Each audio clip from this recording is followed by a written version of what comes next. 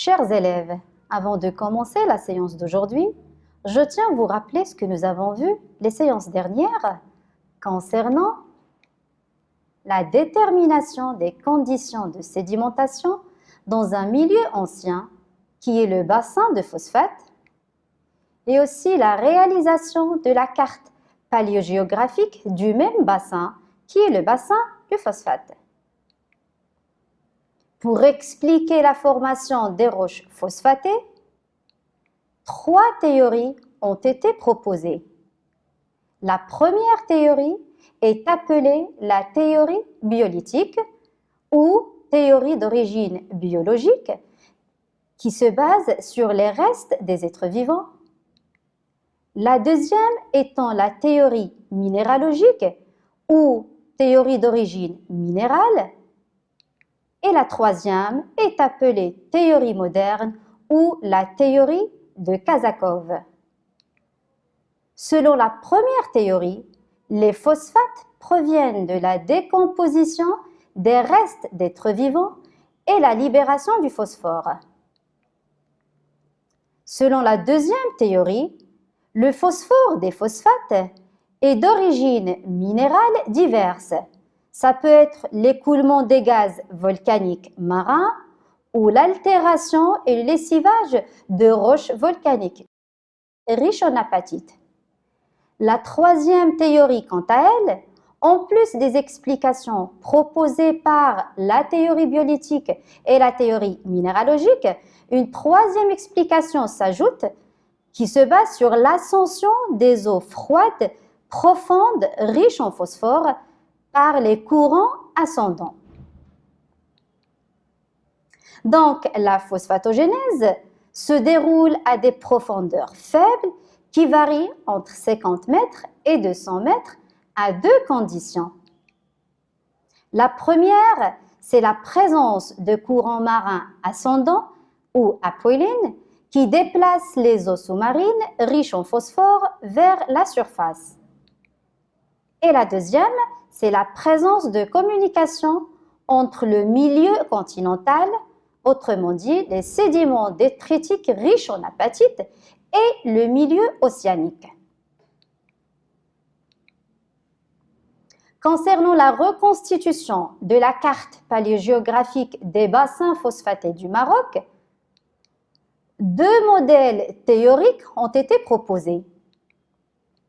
Le premier, c'est le modèle de Bugeaud, établi en 1976 et qui propose un système de golfe à faible profondeur en provenance de l'océan.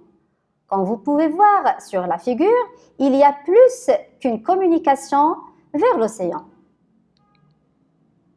Et le deuxième, c'est celui de Trapp en 1989 qui suggère une transgression marine reliée à l'océan Atlantique et qui passe par le centre et l'ouest du Maroc. La séquence d'aujourd'hui, on va l'entamer par l'exploitation des documents suivants. Le premier document illustre l'affleurement de couches phosphatées dans la région de Khlibga, gisement de Ouled Abdoun.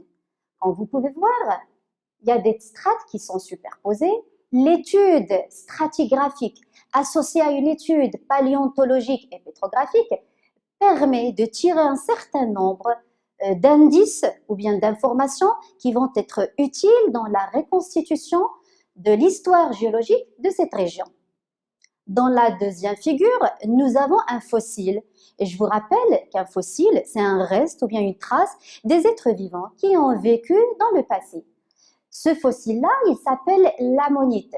L'ammonite, c'est un fossile marin qui a vécu dans l'ère secondaire et on l'utilise pour faire la datation de cette ère.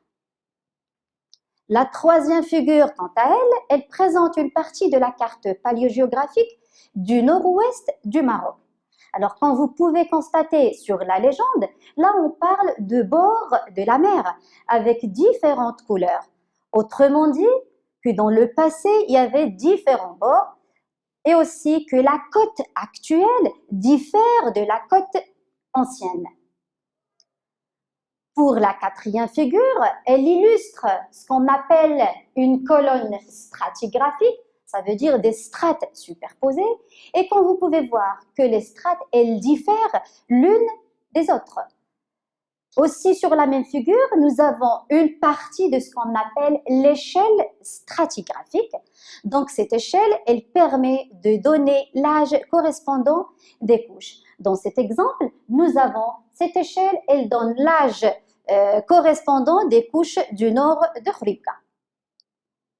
Alors, les informations qu'on peut tirer de ces figures sont prises en charge par la géologie, du fait que les études géologiques des formations permettent de déterminer les caractéristiques pétrographiques, stratigraphiques et paléontologiques de ces formations, permettent aussi de déterminer les relations entre ces formations dans le temps et aussi dans l'espace, autrement dit, en date relativement des couches sédimentaires. Elle permet aussi de mettre en évidence certains événements géologiques qui ont eu lieu dans le passé. Donc, grâce à ces données, les géologues peuvent reconstituer l'histoire géologique de la région étudiée ou au moins mettre des hypothèses sur cette histoire. Des questions s'imposent d'elles-mêmes, telles que sur quels principes se base-t-on pour déterminer la datation relative des couches sédimentaires? Quelle est l'importance des fossiles dans la datation relative?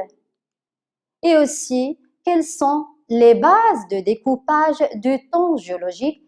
Et là, on fait allusion à l'échelle stratigraphique. Les objectifs que nous avons fixés pendant cette séquence, c'est de mettre en évidence un certain nombre de principes stratigraphiques qui se basent sur le positionnement des couches et sur le contenu pétrographique, et aussi utiliser ces principes dans la datation relative des couches sédimentaires.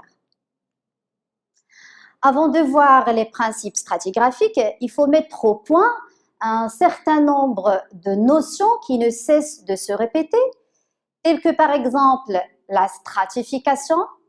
Donc la stratification, c'est la disposition de ces roches en strates superposées, comme vous pouvez voir sur cette figure. Là, nous avons 3 strates superposées. Une strate, quant à elle, c'est l'équivalent d'une couche. C'est une unité sédimentaire délimitée par 2 surfaces plus ou moins parallèles qu'on appelle jointes de stratification. La surface supérieure est appelée toit, alors que la surface inférieure est appelée mur. Ces joints de stratification, ils représentent des discontinuités dans la sédimentation. Donc, ça permet de distinguer une couche d'une autre par un changement dans la couleur, dans la texture, dans la nature de la roche et aussi dans le contenu paléontologique, ce qui témoigne d'un mode de sédimentation différent. La stratigraphie, quant à elle, est une discipline des sciences de la Terre qui étudie la succession des différentes couches géologiques et les événements qu'elles ont enregistrés dans le but de reconstituer l'histoire géologique d'une région donnée. Alors, cette discipline se base sur un ensemble de principes qu'on appelle principes stratigraphiques. Ces principes permettent qu'on appelle une datation relative. Autrement dit, donner l'ordre chronologique des événements qui se succèdent dans une région donnée. Il n'y a pas que la datation relative, il y a aussi ce qu'on appelle la datation absolue. Ça veut dire déterminer l'âge numéral, c'est ce qu'on donne avec des millions, voire des milliards d'années, des strates et des formations géologiques. Cette datation se base sur la radioactivité de certains éléments chimiques. On parle de radiation ou bien de datation radiométrique. Donc avant de voir le premier principe, je tiens à vous rappeler des caractéristiques des formations sédimentaires. Alors, on sait que les roches sédimentaires se présentent sous différentes couches ou strates dont l'épaisseur est variable de quelques centimètres à quelques mètres. Chaque strate se distingue par sa couleur et sa nature pétrographique et bien sûr, elle est délimitée par un toit et un mur. À l'origine, les couches sédimentaires se déposent d'une manière horizontale. Mais cette position peut être perturbée par des mouvements tectoniques ultérieurs. On peut ainsi avoir des couches obliques, des couches plissées, des couches faillées ou autres. Donc pour le premier principe, c'est ce qu'on appelle le principe de superposition. Donc c'est un principe qui est géométrique. Donc on va le découvrir à partir de cet exercice. Lisons ensemble les données. Pour dater les roches sédimentaires qui affleurent dans une région donnée, les géologues utilisent le principe de superposition qui stipule, donc là c'est l'énoncé du principe, qu'une couche est plus récente que celle qu'elle recouvre et plus ancienne que celle qui la recouvre. La figure numéro 1 représente une séquence de couches sédimentaires horizontales. Dans la première question, on nous demande d'utiliser le principe de superposition pour classer les couches de la séquence de la figure 1 par ordre chronologique. Ça veut dire dater ces couches les unes par rapport aux autres. Dans la deuxième figure, elle présente certains cas qui constituent des exceptions du principe de superposition. Autrement dit, là, on ne peut pas appliquer le principe de superposition. Dans la deuxième question, donc, on nous demande de montrer pourquoi le principe de superposition ne peut pas être appliqué pour ces cas.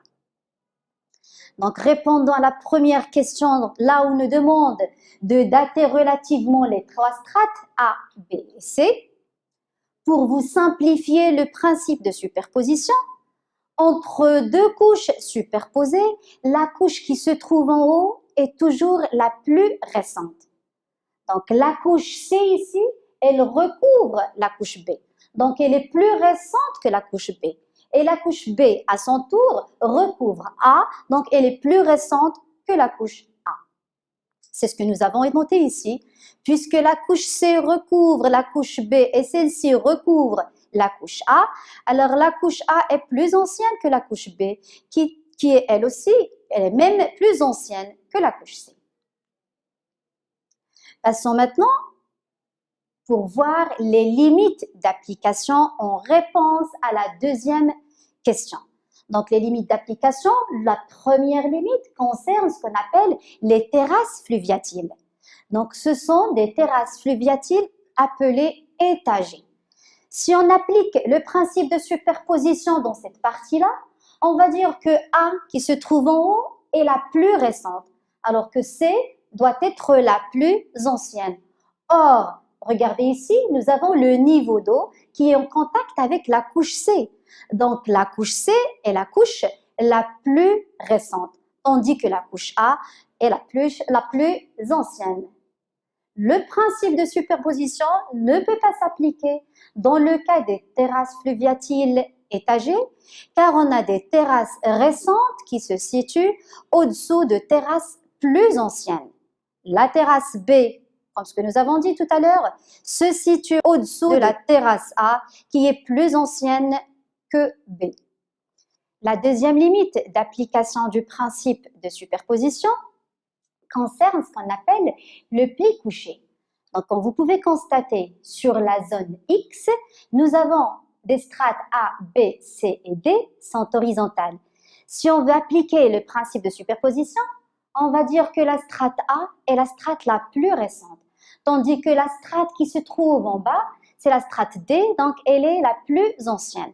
Dans la zone Y, nous avons la strate A, cette fois-ci, se trouve en bas, et la strate D se trouve en haut. Si on applique le principe de superposition dans la zone Y, on va dire que la strate D, c'est la strate la plus récente.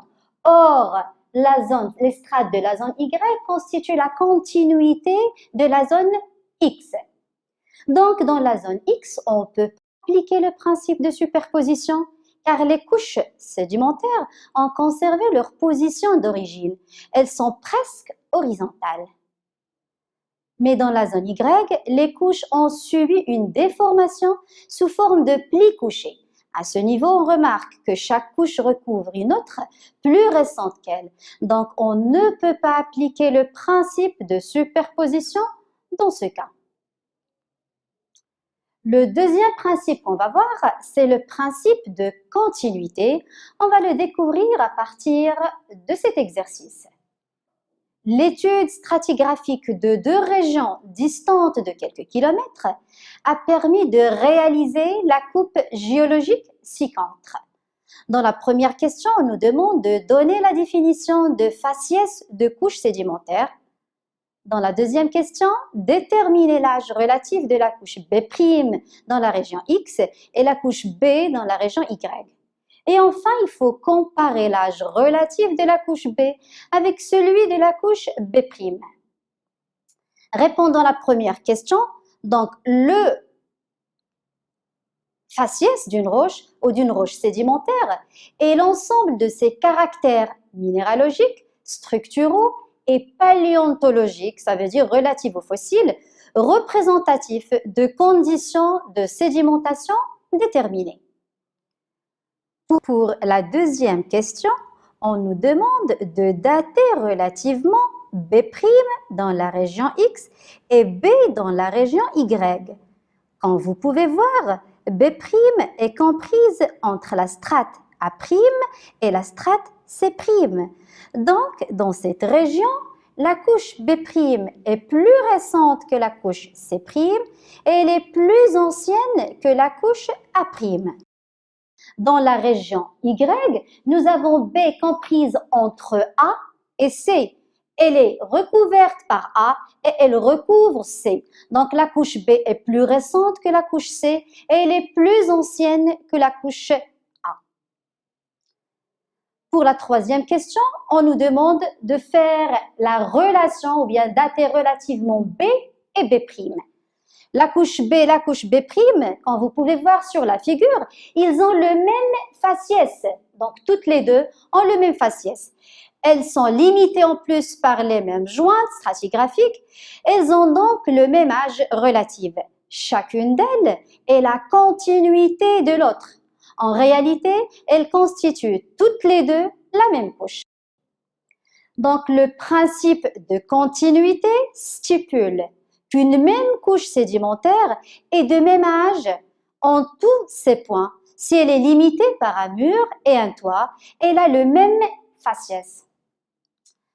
Alors, lorsqu'on ne peut pas, les conditions où on ne peut pas appliquer le principe de continuité, le principe de continuité ne s'applique pas pour les séquences sédimentaires constituées d'une succession rythmique de couches semblables et aussi lorsque les zones d'étude sont géographiquement très éloignées. Le troisième principe qu'on va voir, c'est le principe de recoupement. Lisons ensemble les données de l'exercice. Le schéma ci-contre représente une coupe géologique réalisée dans une région qui a connu un certain nombre d'événements géologiques. On nous demande de déterminer l'âge relatif du plissement, de la faille et du granit par rapport aux couches sédimentaires et aussi de justifier la réponse en utilisant le principe suivant. Donc là, c'est l'énoncé du principe de recoupement.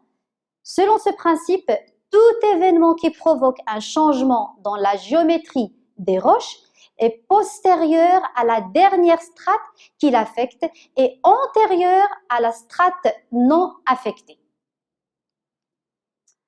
Donc, pour dater relativement la déformation par rapport aux autres strates, comme vous pouvez voir, les strates K, I et H sont touchées par cette déformation. Donc, la déformation est survenue après le dépôt de ces strates. Mais les strates E, D, C, B et A n'ont pas été touchées par la déformation, donc elles sont plus récentes que la déformation.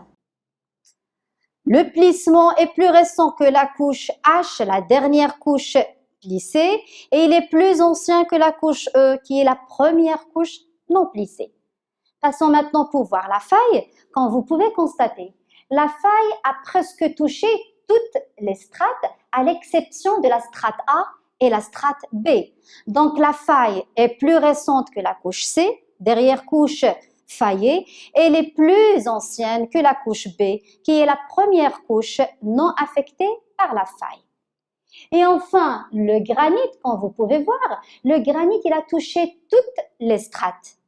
Donc, le granit est plus récent que la couche A, qui est la dernière couche recoupée par ce granit. Et le dernier principe qu'on va voir s'intitule principe d'inclusion, qui stipule que les morceaux de roche inclus dans une autre roche ou strate sont plus anciennes que leur contenant. Comme vous pouvez voir sur cette figure, nous avons ici des morceaux de gravier qui sont contenus dans une couche de conglomérat. Donc, selon le principe d'inclusion, le gravier est plus ancien que le conglomérat. Alors, ce qu'il faut retenir au terme de cette étude, c'est que l'objectif de la stratigraphie, c'est l'étude de l'histoire des strates sédimentaires. Elle se base sur deux approches. Le premier étant la datation absolue, basée sur des études radiométriques, et le deuxième qui nous intéresse, c'est la datation relative qui permet de donner l'ordre chronologique des événements géologiques. Ça veut dire la restitution de l'histoire géologique et qui dit aussi donner la succession des événements géologiques qui se succèdent sur une région donnée par l'application des principes stratigraphiques suivants. Le premier étant le principe de superposition. D'après ce principe, une couche sédimentaire est plus ancienne que celle qui la recouvre. Le deuxième principe, qui est de continuité, stipule qu'une même couche sédimentaire a le même âge sur toute son étendue. Le principe de recoupement, quant à lui, stipule que tout objet ou événement géologique tel que la faille ou le filon, est postérieur à celui qu'il recoupe. Et enfin, le principe d'inclusion. Selon ce principe, tout objet inclus dans un autre est plus ancien que le contenant. En perspective, ce que nous allons voir la prochaine séance et qui va être le complément de ce cours, c'est étudier un autre type de principe stratigraphique qui ne se base pas sur la géométrie, mais qui se base essentiellement sur des données paléontologiques, ça veut dire des données relatives aux fossiles. Donc, au terme de cette séance, je vous remercie pour votre attention.